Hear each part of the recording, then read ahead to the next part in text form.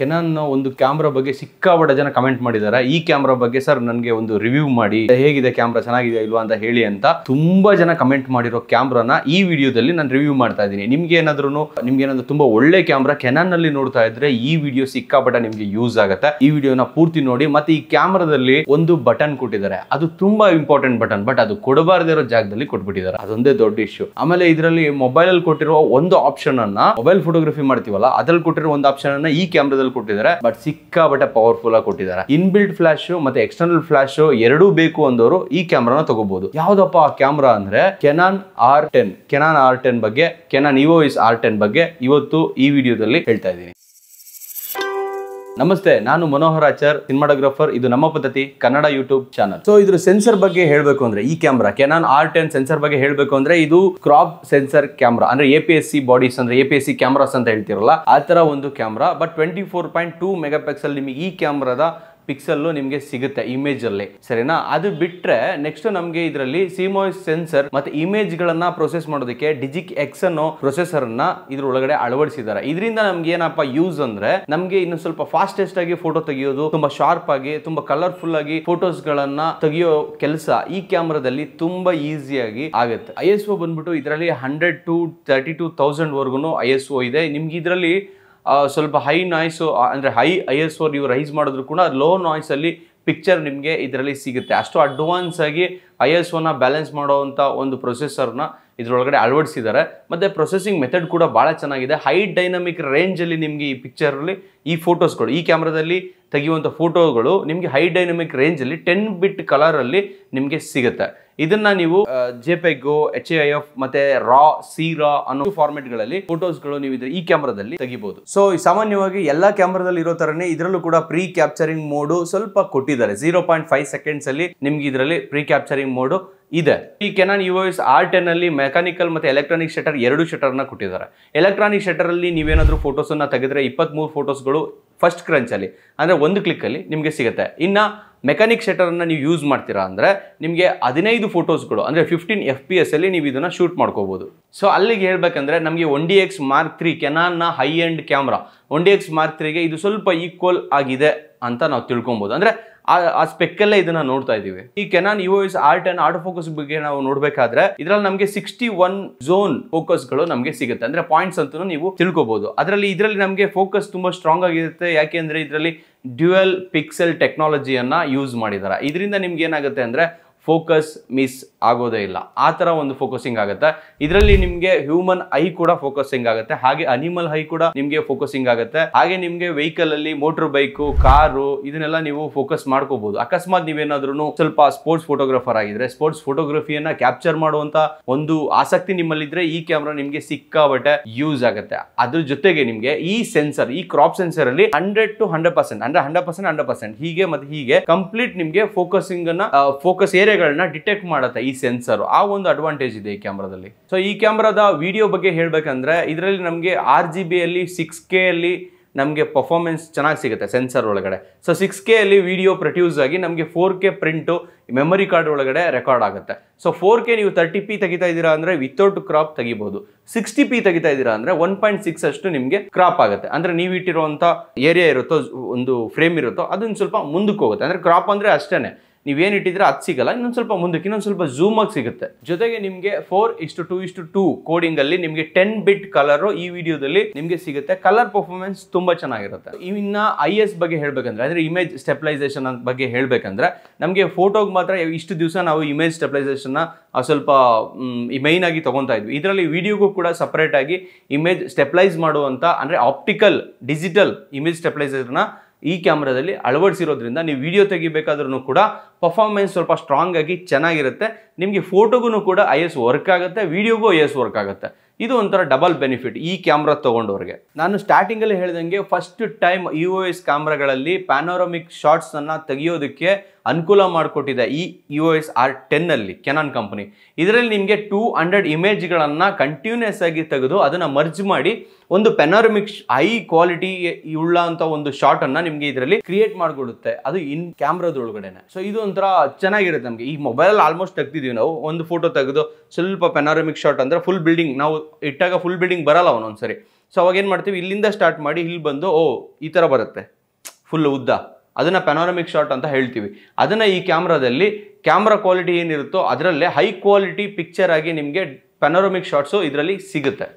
So ಎಲ್ಲ ಕ್ಯಾಮ್ರಾದಲ್ಲೂ ತೆಗಿಬೋದು. ಈ ಪ್ರಾಡಕ್ಟ್ ಫೋಟೋಗ್ರಫಿ ಮಾಡೋರ್ಗೆ ಏನಾಗುತ್ತೆ ಅಂದರೆ ಎಲ್ಲನೂ ಒಂದೇ ಫೋಕಸಲ್ಲಿ ಒಂದೇ ಕ್ಲಿಕ್ಕಲ್ಲಿ ಮುಗಿಸೋದಿಲ್ಲ. ಸೊ ಒಂದು 5-6 ಫೋಟೋಸ್ಗಳನ್ನ ತಗೊಂಡು ಮತ್ತೆ ಅದನ್ನು ತೊಗೊಂಡು ಬಂದು ಮರ್ಜ್ ಮಾಡಿ ಎಲ್ಲ ಮಾಡಿಕೊಂಡು ನಾವು ಇನ್ನು ಸ್ವಲ್ಪ ಡೆಪ್ತ್ ಇರಲಿ, ಎಲ್ಲೇ ಝೂಮ್ ಮಾಡಿದ್ರು ಫೋಕಸಿಂಗ್ ಕಾಣಿಸ್ಲಿ ಅಂತ ಸೊ ಈ ಥರ ಮಾಡ್ತೀವಿ ನಾರ್ಮಲ್ ಆಗಿ. ಬಟ್ ಇಲ್ಲಿ ಏನಾಗ್ಬಿಡತ್ತೆ ಅಂದರೆ ಈ ಕ್ಯಾಮ್ರಾದಲ್ಲಿ ನಿಮಗೆ ಮ್ಯಾಕ್ಸಿಮಮ್ ಒಂದು 999 ಶಾಟ್ಸ್ ಅಂದರೆ ಒಂದು 999 ಫೋಟೋಸ್ಗಳನ್ನವರೆಗೂ ತೆಗೆದು ಅದನ್ನು ಅಲ್ಲೇ ಮರ್ಜ್ ಮಾಡಿ ನೋಡುವಂಥ ಒಂದು ಫ್ಯೂಚರ್ ಇದರೊಳಗಡೆ ಕೊಟ್ಟಿದೆ ಅಂತ ಕೆನಾನ್ ಕಂಪ್ನಿ ಅವರು ವೆಬ್ಸೈಟ್ನಲ್ಲಿ ಹೇಳಿದ್ದಾರೆ. ಇದನ್ನು ಯಾರೂ ಕೂಡ ಇವತ್ತಿನವರೆಗೂ ಟ್ರೈ ಮಾಡಿಲ್ಲ ಅಂತ ನನ್ನ ಅನಿಸಿಕೆ. ಯಾಕೆ ನಾನು ನೋಡಿಲ್ಲ, ಟ್ರೈ ಮಾಡಿರ್ಬೋದು ಗೊತ್ತಿಲ್ಲ. ಬಟ್ ಇದೊಂಥರ ಒಳ್ಳೆ ಆಪ್ಷನ್, ಇದಿದ್ರೆ ಒಳ್ಳೆ ಆಪ್ಷನ್, ನಿಮ್ಗೆ ಯೂಸ್ ಆದರೆ ಯೂಸ್ ಮಾಡ್ಕೊಳ್ಳಿ. ಸೊ ಈ iOS R10 ಬಂದು ಅಲ್ಯೂಮಿನಿಯಂ ಅಲಾಯ್ ಬಾಡಿಯಲ್ಲಿ ಇದನ್ನ ರೆಡಿ ಮಾಡಿದ್ದಾರೆ. ಇದರ ಟೋಟಲ್ ಒಂದು ವೆಯ್ಟ್ ಎಷ್ಟಂದ್ರೆ 429 grams. ಇದೊಂಥರ ಚೆನ್ನಾಗಿದೆ, ಲೈಟ್ ವೆಯ್ಟ್ ಇದೆ ಅಲ್ಲ, ನಮಗೆ ಅದನ್ನ ಶೂಟ್ ಮಾಡೋದಕ್ಕೂ ಆರಾಮಾಗಿರುತ್ತೆ. ಸಿಕ್ಕಾಪಟ್ಟೆ ವೆಯ್ಟ್ ಕ್ಯಾಮ್ರಾಗಳನ್ನ ಹಿಡಿದು ಲೈಟ್ ವೆಯ್ಟ್ ಕ್ಯಾಮ್ರಾ ಬರ್ತಾ ಇದ್ದಂಗೆ ಒಂಥರ ಏನೋ ಖುಷಿ. ಸೊ ಈ ಕ್ಯಾಮ್ರಾದಲ್ಲಿ ನಮಗೆ EVF ಮತ್ತೆ LCD ಎರಡೂ ಸಿಗ್ತಾ ಇದೆ. ಅಂದರೆ ಎಲೆಕ್ಟ್ರಾನಿಕ್ ವ್ಯೂ ಫೈಂಡರ್ ಅಂತ ಏನು ಕರಿತೀವಿ ನಾವು, ಅದು ಕೂಡ ಸಿಗ್ತಾ ಇದೆ. ಅದು OLED ಸಿಗ್ತಾ ಇದೆ ನಿಮಗೆ 0.39 ಇಂಚಸ್ 2.36 ಮಿಲಿಯನ್ ಡಾಟ್ಸ್ ಒಳಗಡೆ ನಿಮ್ಗೆ ಇದು ಸಿಗುತ್ತೆ. ಸೊ ಇದು ಏನಾಗುತ್ತೆ ಅಂದರೆ ನಮಗೆ OLED ಇರೋದ್ರಿಂದ 2 ಮಿಲಿಯನ್ ಡಾಟ್ಸ್ಗಳನ್ನ ನಮ್ಗೆ ಇದರಲ್ಲಿ ಕೊಟ್ಟಿರೋದ್ರಿಂದ ನಮಗೆ ಆರಾಮಾಗಿ ನಾವು ಇದನ್ನು ಚೆನ್ನಾಗಿ ಯೂಸ್ ಮಾಡ್ಬೋದು. ಖುಷಿಯಾಗುತ್ತೆ ಫೋಟೋಸ್ ತೆಗಿಬೇಕಾದ್ರೆ. ವೀಡಿಯೋಗೆ ನಾರ್ಮಲಿ ಯೂಸ್ ಮಾಡೋದಿಲ್ಲ, ಫೋಟೋಗೆ ಯೂಸ್ ಮಾಡ್ತೀವಿ. ಜೊತೆಗೆ ಇದರಲ್ಲಿ ಏನಾಗಿದೆ ಅಂದರೆ 120 ರಿಫ್ರೆಶ್ ರೇಟು ಇದರೊಳಗಡೆ ಇರೋದ್ರಿಂದ ನಮಗೆ ಅದು ಲೈವ್ ಆಗಿ ಸಿಗುತ್ತೆ. ನಮಗೆ ಲೈವ್ ಆಗಿ ನಾವೇನು ನೋಡ್ತಾ ಇರ್ತೀವಿ ಅದು ಲೈವ್ ಆಗಿ ಕಾಣಿಸ್ತಾ ಇರುತ್ತೆ. ಥರ ನಮಗೆ ಡಬಲ್ ಬೆನಿಫಿಟ್ ಅದು. ಅದ್ರ ಜೊತೆಗೆ ಇದು LCD ಬಂದ್ಬಿಟ್ಟು 1.04 ಮಿಲಿಯನ್ ಡಾಟ್ಸ್ಗಳಲ್ಲಿ 3 ಇಂಚಸ್ಸಲ್ಲಿ ನಮಗೆ ಇದು ಟಚ್ ಸ್ಕ್ರೀನಲ್ಲಿ LCD ಸಿಗ್ತಾ ಇರುವಂಥದ್ದು ಸಿಕ್ಕಾಪಟ್ಟೆ ಚೆನ್ನಾಗಿರುತ್ತೆ. ಸೊ ಟಚ್ ಸ್ಕ್ರೀನಲ್ಲಿ ಕೊಡ್ತಾ ಇದ್ದಾರಲ್ಲ, ಅದು ನಮಗೆ ಈ ಆ್ಯಂಗಲ್ಸ್ಗಳನ್ನ ಚೇಂಜ್ ಮಾಡ್ಕೊಬೋದು. ಅದನ್ನು ಈಗ ನಾವೇನಾದರೂ ಕೆಳಗಡೆ ಏನಾದರೂ ಕ್ಯಾಮ್ರಾ ಇಟ್ಕೊಂಡು ತೆಗಿತಾ ಇದ್ದೀವಿ, ಎಕ್ಸ್ಪೋಸ್ ಮಾಡ್ತಾ ಇದ್ದೀವಿ ಅಂದರೆ ಮೇಲ್ಗಡೆ LCDನ ಸೊ ಹೀಗೆ ಮಾಡ್ಕೋಬೋದು, ಇಲ್ಲ ಅಂದರೆ ಹೀಗೆ ಮಾಡ್ಕೊಬೋದು. ಸೊ ನಮಗೆ ವೇರಿ ಮಾಡ್ಕೊಬೋದು, LCD ವೇರಿ ಮಾಡಿಕೊಂಡು ನಾವು ಆರಾಮಾಗಿ ತೆಗಿಬೋದು. ಈ ಒಂದು ಫ್ಯೂಚರ್ ನಂಗೆ ಸಿಕ್ಕಾಪಟ್ಟೆ ಇಷ್ಟ ಆಯಿತು. ಈಗ ಇದರಲ್ಲಿ ಬ್ಲೂಟೂತ್ 5.1 ಕೊಟ್ಟಿದ್ದಾರೆ, ವೈಫೈ ಬಂದು 2.4 GHz ನಾವು ಇದರಲ್ಲಿ ವರ್ಕ್ ಮಾಡ್ಕೋಬೋದು. ಇದೆಲ್ಲ ನಮಗೆ ಏನಾಗುತ್ತೆ ಅಂದರೆ ಮೊಬೈಲ್ ಆ್ಯಪನ್ನು ಇನ್ಸ್ಟಾಲ್ ಮಾಡಿಕೊಂಡು ಇದರಲ್ಲೇ ಲೈವ್ ಆಗಿ ಶೇರ್ ಮಾಡಿಕೊಂಡು ಇನ್ಸ್ಟಾ, ಫೇಸ್ಬುಕ್ಕು ಇಲ್ಲ ಲೈವ್ ಸ್ಟ್ರೀಮಿಂಗು ಈ ಥರ ಮಾಡೋರಿಗೆ ಸಖತ್ತಾಗಿರುತ್ತೆ. ವಿಲಾಗರ್ಸ್ಗಳಿಗೆ, ಯೂಟ್ಯೂಬರ್ಸ್ಗಳಿಗೆ ಚೆನ್ನಾಗಿರುತ್ತೆ, ಇದು ಸಖತ್ತಾಗಿರುತ್ತೆ. ಅಕಸ್ಮಾತ್ ನೀವೇನಾದರೂ ಒಂದು ಸಣ್ಣ ಪ್ರಮಾಣದಲ್ಲಿ ಏನೋ ಒಂದು ಫಂಕ್ಷನ್ನ ಲೈವ್ ಸ್ಟ್ರೀಮಿಂಗ್ ಮಾಡ್ತಾ ಇದ್ದೀರಾ ಅಂದರೆ ಏನೋ ಒಂದು ನೀವು ಇದನ್ನು ಯೂಸ್ ಮಾಡ್ಕೊಬೋದು. ಎಲ್ಲ ಕ್ಯಾಮ್ರಾ ಥರನೇ ಇದರಲ್ಲಿ ಕೂಡ Type C ಮತ್ತು HDMI ಪೋರ್ಟ್ಗಳನ್ನು ಕೊಟ್ಟಿದ್ದಾರೆ. ಅದರಲ್ಲೇನು ಅಂಥ ದೊಡ್ಡ ವಿಷಯ ಅಲ್ಲ, ಈಗ ಎಲ್ಲ ಕ್ಯಾಮ್ರಾಗಳಲ್ಲೂ ಕೊಡ್ತಾ ಇದ್ದಾರೆ. ಸೊ ಇದ್ರ ಜೊತೆಗೆ ಏನಪ್ಪ ಅಂದರೆ ನಮಗೆ, ನಾನು ಆವಾಗಲೇ ಸ್ಟಾರ್ಟಿಂಗಲ್ಲೇ ಹೇಳಿದ್ನಲ್ಲ, ಕೊಡಬಾರ್ದಿರೋ ಜಾಗದಲ್ಲಿ ಕೊಟ್ಬಿಟ್ಟಿದ್ದಾರೆ ಅಂತ. ಈ ಮ್ಯಾನ್ಯುಯಲ್ ಫೋಕಸ್ಸು, ಆಟೋ ಫೋಕಸ್ಸು ಬಟನ್ಸ್ಗಳನ್ನು ಎಲ್ಲಿ ನಾವು ಸ್ವಲ್ಪ ಹ್ಯಾಂಡ್ಲ್ ಮಾಡೋಕ್ಕೆ ಈಸಿ ಆಗುವಂಥ ಜಾಗದಲ್ಲಿ ಕೊಡ್ಬೋದು. ಸೊ ನಮ್ಗೆ ಇಲ್ಲಿ ಈ ಥರ ಇಟ್ಕೊಂಡಾಗ ಈ ಥರ ಕೊಟ್ಟರೆ ನಾವು ಈ ಬೆಳ್ಳಲ್ಲಿ ಹ್ಯಾಂಡ್ಲ್ ಮಾಡಬೇಕಾಗತ್ತೆ, ಇಲ್ಲ ಈ ಬೆಳ್ಳಲ್ಲಿ ಹ್ಯಾಂಡ್ಲ್ ಮಾಡಬೇಕಾಗತ್ತೆ. ಸೊ ಅವಾಗ ಕಷ್ಟ ಆಗುತ್ತೆ. ಸೊ ಮೇಲ್ ಕೊಟ್ಟಿದ್ರೆ ಚೆನ್ನಾಗಿರ್ತಿತ್ತು, ಬಟ್ ಒಳ್ಳೆ ಆಪ್ಷನ್ ಕೊಟ್ಟಿದ್ದಾರೆ. ಡೆಡಿಕೇಟೆಡ್ ಬಟನನ್ನು ಈ ಕ್ಯಾಮ್ರಾದಲ್ಲಿ auto focus, manual focus switch ಮಾಡ್ಕೊಳ್ಳೋದಕ್ಕೆ, ಟಕ ಅಂತ ಚೇಂಜ್ ಮಾಡ್ಕೊಳ್ಳೋದಕ್ಕೆ ನಮಗೆ ಒಂಥರ ಕೊಟ್ಟಿದ್ದಾರೆ. ಇದು ಪ್ರೊಫೆಷ್ನಲಿ ನಾವು ಬಂದಾಗ ಬಟನ್ಸ್ಗಳನ್ನು ಜಾಸ್ತಿ ನೋಡ್ತೀವಿ. ಯಾಕೆಂದರೆ ಫಾಸ್ಟಾಗಿ ತೆಗಿಬೇಕಾದ್ರೆ, ಆಪ್ರೇಟ್ ಮಾಡಬೇಕಾದ್ರೆ ನಮಗೆ ಅದು ಈಸಿಯಾಗಿ ಇರಬೇಕು. ಸೊ ಡೆಡಿಕೇಟೆಡ್ ಕೊಟ್ಟಿರೋದು ನಮ್ಗೆ ಸಿಕ್ಕಾಪಟ್ಟೆ ಖುಷಿ ವಿಷಯನ. ಬಟ್ ಪ್ಲೇಸ್ಮೆಂಟ್ ಚೇಂಜ್ ಮಾಡಬೇಕಾಗಿತ್ತು ಅಂತ ನನ್ನ ಅಭಿಪ್ರಾಯ ಅಷ್ಟೇ. ಸೊ ಇದರಲ್ಲಿ ನಮಗೇನಾಗಿದೆ ಅಂದರೆ ಇನ್ನೊಂದು ನನಗೆ ಸಿಕ್ಕಾಪಟ್ಟೆ ಇಷ್ಟ ಆದಂಥ ವಿಷಯ ಏನಂದರೆ ಇದರಲ್ಲಿ ನಿಮಗೆ 2 ಫ್ಲ್ಯಾಶ್ಗಳ ಒಂದು ಆಪ್ಷನನ್ನು ಕೊಟ್ಟಿದ್ದಾರೆ. ಒಂದು ಇನ್ಬಿಲ್ಟ್ ಫ್ಲ್ಯಾಶ್ ಕೊಟ್ಟಿದ್ದಾರೆ, ಅದು ಕೂಡ ನಿಮಗೆ TTL ಅಲ್ಲಿ ವರ್ಕ್ ಆಗುತ್ತೆ. ಜೊತೆಗೆ ಎಕ್ಸ್ಟರ್ನಲ್ ಫ್ಲ್ಯಾಶ್ ಕೊಟ್ಟಿದ್ದಾರೆ. ಸೊ ಎಕ್ಸ್ಟರ್ನಲ್ ಫ್ಲ್ಯಾಶ್ಗೆ ನಿಮಗೆ ಯಾವ್ದಾದ್ರು ಬೇರೆ ಫ್ಲ್ಯಾಶ್ಗಳನ್ನ ಹಾಕ್ಕೊಂಡು ಮೌಂಟ್ ಹಾಕ್ಕೊಂಡು ಯೂಸ್ ಮಾಡ್ಬೋದು. ಇಲ್ಲಾಂದರೆ ನಾರ್ಮಲಿ ಲೈಟ್ಸ್ಗಳನ್ನ ಹಾಕ್ಕೊಂಡು ಒಂದು ಟ್ರಿಗರ್ ಸೆಟ್ ಬರುತ್ತೆ, ಅದನ್ನು ಹಾಕ್ಕೊಂಡು ವೈರ್ಲೆಸ್ ಆಗಿ ನೀವು ಇದನ್ನು ಯೂಸ್ ಮಾಡ್ಕೋಬೋದು. ಸೊ 2 ಫ್ಲ್ಯಾಶನ್ನು ಯೂಸ್ ಮಾಡುವಂಥ ಒಂದು ಕೊಟ್ಟಿದ್ದಾರೆ. ಬಟ್ ಅಂದರೆ ಜೊತೆಲೇ ಅಲ್ಲ, ಬೇರೆ. ಸೊ ಈ ಕೆನಾನ್ EOS R10 ಅಲ್ಲಿ ಕಾರ್ಡ್ ಆಪ್ಷನ್ ನೋಡೋದಾದರೆ ನಮಗೆ SD ಕಾರ್ಡ್, SDHC, SDXC ಈ ಕಾರ್ಡ್ಗಳನ್ನು UHS 2 ಕಾರ್ಡ್ಗಳನ್ನು ಕೂಡ ಇದರಲ್ಲಿ ನಾವು ಯೂಸ್ ಮಾಡ್ಬೋದು. UHS 2 ಕಾರ್ಡ್ಗಳು ಅಂದರೆ ತುಂಬ ಹೈ ಸ್ಪೀಡ್ ಕಾರ್ಡ್ಗಳು. ಇದನ್ನು ನಾವು ಯೂಸ್ ಮಾಡೋದ್ರಿಂದ ನಮಗೆ ಬೆನಿಫಿಟ್ ಏನಪ್ಪ ಅಂದರೆ ತುಂಬ ಫಾಸ್ಟಾಗಿ ಫೂಟೇಜ್ಗಳು ರೆಕಾರ್ಡ್ ಆಗುತ್ತೆ, ಕ್ಯಾಮ್ರಾ ಹ್ಯಾಂಗ್ ಆಗೋದಿಲ್ಲ. ಐ ಮೀನ್ ಸ್ವಲ್ಪ ಪ್ರಿವ್ಯೂ ನೋಡಬೇಕಾದ್ರೆ, ಇನ್ನೊಂದೇನೋ ಮಾಡಬೇಕಾದ್ರೆ ಸ್ವಲ್ಪ ಒಂಥರ ಟೈಮ್ ತೊಗೊಳುತ್ತಲ್ಲ, ಆ ಟೈಮ್ ತೊಗೊಳ್ಳಲ್ಲ, ಪಟ ಅಂತ ಕೆಲಸ ಆಗ್ತಾ ಇರುತ್ತೆ. ಸೊ ಈ ಕ್ಯಾಮ್ರಾದಲ್ಲಿ ಇದು ಕೊಟ್ಟಿರೋದು ಕೂಡ ಒಂಥರ ಬೆನಿಫಿಟ್ ಅಂತಾನೆ ಹೇಳ್ಬೋದು. ಹೋಲ್ ಓವರ್ ನಾವು ನೋಡೋದಾದ್ರೆ ಕಂಪ್ಲೀಟ್ ಆಗಿ ಏನು ನೋಡ್ಬೋದು ಅಂದರೆ ಇದರಲ್ಲಿ 24 ಮೆಗಾಪಿಕ್ಸೆಲ್ ಕೊಟ್ಟಿದ್ದಾರೆ, 23 FPS ಕೊಟ್ಟಿದ್ದಾರೆ. ಸೊ ನೀವು ಸ್ಪೋರ್ಟ್ಸ್ ಫೋಟೋಗ್ರಫಿಗೆ ನೀವು ಆರಾಮಾಗಿ ಯೂಸ್ ಮಾಡ್ಬೋದು. ಅದ್ರ ಜೊತೆಗೆ ಪ್ಯಾನೋರಾಮಿಕ್ ಶಾಟ್ಸ್ ಕೊಟ್ಟಿದ್ದಾರೆ. ಲ್ಯಾಂಡ್ಸ್ಕೇಪ್ ಫೋಟೋಗ್ರಾಫರ್ಗಳು ನೀವು ಇದನ್ನ ತಗೊಂಡು ಯೂಸ್ ಮಾಡ್ಬೋದು. ಸೊ ಇಲ್ಲಿ ನಮ್ಗೆ ಏನಾಗುತ್ತೆ ಅಂದರೆ 23 FPS ಈ ಥರದ್ದೆಲ್ಲ ನಮಗೆ ಕೊಡಬೇಕಾದ್ರೆ ಸ್ಪೋರ್ಟ್ಸ್ ಫೋಟೋಗ್ರಫಿ ಯಾರು ಮಾಡ್ತಾರೆ ಅವರು ಕೂಡ ಯೂಸ್ ಮಾಡ್ಬೋದು. ಜೊತೆಗೆ ಯಾರು ನೀವು ಸ್ವಲ್ಪ ಎಕ್ಸ್ಪೆರಿಮೆಂಟ್ ಮಾಡ್ತಾ ಇರ್ತೀರಾ ಅವರು ಕೂಡ ಇದನ್ನ ಯೂಸ್ ಮಾಡ್ಬೋದು. ಅಂದರೆ ಮಲ್ಟಿ ಶಾಟ್ಸ್ಗಳನ್ನ ತೆಗೆದು ಈ ಥರ ಎಲ್ಲ ಏನೋ ಒಂದು ವಿಡಿಯೋ ಮೂವ್ಮೆಂಟ್ ಮಾಡ್ತಿರಲ್ಲ ಅವ್ರಿಗೆ ಇದು ಕೂಡ ಸಿಕ್ಕಾಪಟ್ಟೆ ಯೂಸ್ ಆಗುತ್ತೆ. ಯಾಕೆಂದರೆ 23 FPS ಅಂದರೆ ಇನ್ನೊಂದು ಫೋಟೋ ಆ್ಯಡ್ ಮಾಡಿಬಿಟ್ಟಿದ್ರೆ 24 FPS ಅಂದರೆ 24 ಫ್ರೇಮ್ಸಲ್ಲಿ ಒಂದು ವಿಡಿಯೋ ಫ್ರೇಮ್ಸ್ ಬಂದ್ಬಿಡುತ್ತೆ. ಸೊ ಅಲ್ಲಿಗೆ ನೀವು ಅದ್ರ ಜೊತೆಗೆ ಒಂದು ಮಾಡ್ಬೋದು. ಆ ಥರ ಒಂದು ಎಕ್ಸ್ಪೆರಿಮೆಂಟ್ ಈಗ ಆಲ್ರೆಡಿ ಇನ್ಸ್ಟಾದಲ್ಲಿ ಫೇಸ್ಬುಕ್ಕಲ್ಲೆಲ್ಲ ನಡೀತಾ ಇದೆ, ಚೆನ್ನಾಗಿರುತ್ತೆ. ಇದರಲ್ಲಿ ಬ್ಲೂಟೂತ್ ವೈಫೈ ಎಲ್ಲ ಸ್ವಲ್ಪ ಸ್ಟ್ರಾಂಗ್ ಆಗಿರೋದ್ರಿಂದ ನೀವು ಲೈವ್ ಸ್ಟ್ರೀಮಿಂಗನ್ನು ಮಾಡ್ಬೋದು.